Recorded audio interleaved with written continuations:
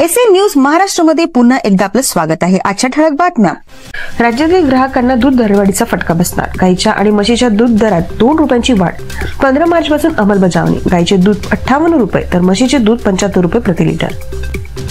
नाशिक जिल्ह्यातील जिल्हा परिषदांच्या शाळांच्या वेळेत बदल।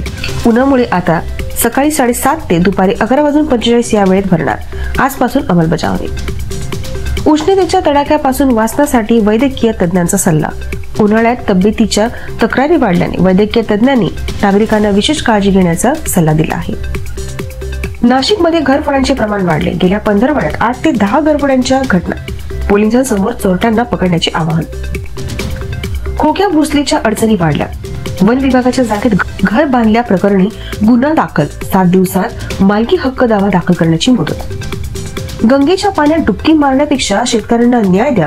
खासदार संजय देशमुख यांची सरकारवर टीका। शेतकऱ्यांच्या विविध मागण्यांसाठी यवतमाळमध्ये आंदोलन। आजपासून अर्थसंकल्पीय अधिवेशनाला सुरुवात। राज्य सरकारकडून कोणत्या घोषणांची अपेक्षा? विरोधकांची भूमिका काय असेल? नागपूरमध्ये परिस्थिती नियंत्रणात। गृहराज्यमंत्री योगेश कदम यांची माहिती। घटनेचे मूळ कारण शोधण्याचे प्रयत्न सुरू।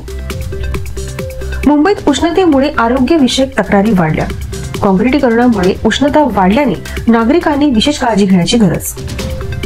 पंतप्रधान मोदी यांनी अनंत अंबानी यांच्या वनतारा अभयारण्याला भेट दिली।